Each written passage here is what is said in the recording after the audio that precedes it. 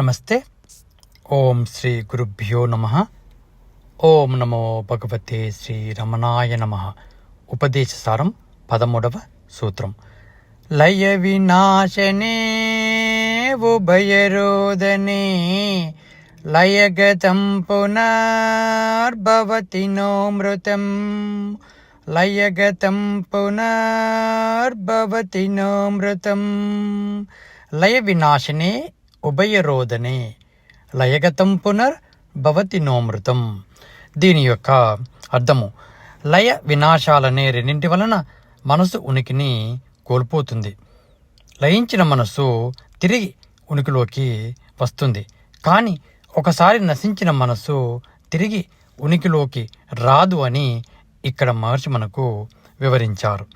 ఇక ఈ 13వ సూత్రం గురించి పూర్తిగా తెలుసుకునే ప్రయత్నం చేద్దాము. ఈ సూత్రం మనకు అర్థం కావాలి అంటే కనుక మనోలయం గురించి, మనోనాశనం గురించి మనము తెలుసుకోవాల్సి ఉంటుంది. మరి మనోలయము, మనోనాశనము అర్థం కావాలి అంటే కనుక యోగము అంటే ఏమిటో కూడా తెలుసుకోవాల్సి ఉంటుంది. ఇక ఏదైనా యోగ సాధన వల్ల సమాధి స్థితి మాత్రమే కలుగుతుంది అని ఇక్కడ మనం మొదటగా గ్రహించాల్సి ఉంటుంది. అంటే సమాధి స్థితి అనేది అంటే ఇక్కడ మనోలయంగా మనము చెప్పుకోవచ్చు. ఇక అదేమిటో తెలుసుకునే ప్రయత్నం చేద్దాము. ఇక యోగము అర్థం కావాలి అంటే కనుక అతి ప్రాముఖ్యత అయినటువంటి కొన్ని వేల సంవత్సరాల క్రితం మనకు పతంజలి మహర్షి అష్టాంగ యోగ మార్గాన్ని మనకు అందించారు. అష్టాంగ యోగ మార్గం అంటే కనుక అష్ట అంగ యోగములు అంటే 8 అంగములు గల యోగంగా చెప్పుకోవచ్చు. ఇక అష్ట అంగముల గురించి పూర్తిగా తెలుసుకునే ప్రయత్నం చేద్దాము. నెంబర్ 1 యమ, నెంబర్ 2 నియమము, నెంబర్ 3 ఆసన, నెంబర్ 4 ప్రాణాయామ, నెంబర్ 5 ప్రత్యాహార, నెంబర్ 6 ధారణ, నెంబర్ 7 ధ్యానము, నెంబర్ 8 సమాధి అన్నమాట. అంటే ఎవరు యోగం చేసినా కూడా సమాధి స్థితికి చేరుకుంటారని ఇక్కడ పతంజలి మహర్షి వివరించారు. ఇక మొదటి యమంలో మళ్ళీ 5 సబ్ కేటగిరీస్ ఉంటాయన్నమాట. నెంబర్ 1 అహింస, దీన్ని నాన్ వైలెన్స్ అంటాము. నెంబర్ 2 సత్యము అంటే ట్రూత్ఫుల్నెస్. నెంబర్ 3 అష్టేయ అంటే నాన్ స్టీలింగ్. నెంబర్ 4 బ్రహ్మచర్యము అంటే right use of vital energy. Number 5 అపరిగ్రహ అంటే నాన్ గ్రీడ్ అన్నమాట. అంటే ఇవి 5 రెగ్యులేషన్స్, ఇవి యమం కిందకి వస్తాయి. ఇక నియమము అంటే రూల్స్ అన్నమాట. దీనిలో మళ్ళీ 5 కేటగిరీస్ ఉంటాయి. నెంబర్ 1 శౌచము అంటే దీన్ని క్లీన్లీనెస్ అంటాము. నెంబర్ 2 సంతోష, కంటెంట్మెంట్ అంటే దీనిని హ్యాపీనెస్ అంటాము. నెంబర్ 3 తపస్ అంటే డిసిప్లిన్. నెంబర్ 4 స్వాధ్యాయ అంటే సెల్ఫ్ స్టడీ. అంటే మన స్పిరిచువల్గా ఎదగాలి అంటే కనుక గురువుల దగ్గర కానీ లేక దానికి సంబంధించిన ఆధ్యాత్మిక విషయాలు మనం నేర్చుకుంటే కనుక దానిని స్వాధ్యాయము లేక సెల్ఫ్ స్టడీ అంటాము. నెంబర్ 5 ఈశ్వర ప్రణిధానము అంటే surrender to the higher power. దాన్ని మనం సరెండర్ టు ద గాడ్ అని చెప్పుకోవచ్చు. ఇక ఎవరైతే ఈ 8 అంగాలను ఎవరైతే సాధిస్తారో సాధన ద్వారా అప్పుడే వారు సమాధి స్థితికి చేరుకుంటారనమాట. సమాధి స్థితి అంటే ఏమిటి? ఇక్కడ ఆలోచన రహిత స్థితిగా మనము చెప్పుకోవచ్చు. అంటే టెంపరీగా ఆ ఆలోచనను మనము స్టాప్ చేస్తామని మనం ఇక్కడ గ్రహించాల్సి ఉంటుంది. ఇక్కడ పతంజలి మహర్షి ఏమన్నారు అంటే కనుక యోగ చిత్తవృత్తి నిరోధ. ఈ యోగం చేయడం వలన ఎవరైతే 8 అంగాలను ఫాలో అవుతారో వారి యొక్క చిత్తవృత్తులు పూర్తిగా నశిస్తాయి అని ఇక్కడ పతంజలి మహర్షి వివరించారు. అంటే ఏ యోగ సాధన అయినా కూడా మన యొక్క ఆలోచనలను అంటే ఆలోచన రహిత స్థితికి చేర్చుకోవడమే అది ముఖ్య యోగము అని ఇక్కడ మనము గ్రహించాలి. దానినే మనము ఇక్కడ సమాధి స్థితిగా చెప్పుకోవచ్చు. ఈ సమాధిని మనము మనోలయము అని అనుకోవచ్చు అన్నమాట. అంటే మనోలయము అంటే మనస్సు అనేది ఆత్మలో టెంపరీగా అంటే అశాశ్వతంగా అది లయమయ్యి మళ్ళీ అది పుడుతుందన్నమాట. అందుకే దీన్ని మనము మనోలయం కింద చెప్పుకోవచ్చు. ఇక మనము ప్రతిరోజు మనోలయాన్ని మనము అనుభవిస్తూనే ఉన్నాము. మనం పడుకున్న తర్వాత గాఢ స్థితిలోకి చేరుకుంటాము. అంటే అది కూడా మన యొక్క మనస్సు అనేది ఆత్మలో లీనమైపోయింది. మళ్ళీ తెల్లవారగానే మళ్ళీ లేస్తాము అంటే మళ్ళీ ఆలోచనలు మనకు వస్తేనే మనము లేస్తాం అని ఇక్కడ అర్థం చేసుకోవాలి. అంటే మనోలయము అంటే కనుక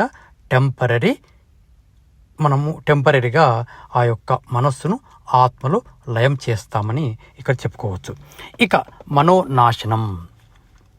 మనోనాశనము అంటే ఒకసారి మనస్సును మనము నాశనం చేస్తే కనుక అంటే ఆ ఆలోచనల రహిత స్థితికి వెళ్ళిన తర్వాత శాశ్వతంగా అదే స్థితిలో మనము ఉండగలుగుతాము.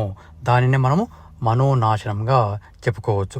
అందుకే ఇక్కడ రమణ మహర్షి తను అందరితో పని చేసుకుంటూ కూడా అన్ని పనులు చేసుకుంటూ కూడా ఈ యొక్క మనోనాశనాన్ని దాన్ని ఫాలో అయ్యి అతను గొప్ప స్థితికి చేరుకున్నాడని మనము ఇక్కడ గ్రహించాల్సి ఉంటుంది. ఇక చివరిగా మనోలయం వల్ల ఆలోచనలు శూన్యం అవుతాయి మరియు మనస్సు అనేది ఆత్మలో లీనం అవుతుందని ఇక్కడ మనము ముఖ్యంగా గుర్తించాలి. మరి ఇది శాశ్వతమైనది కాదని మనము అర్థం చేసుకోవాలి. అందుకే మనకు మహర్షి మనోనాశనం గురించి వివరించారు.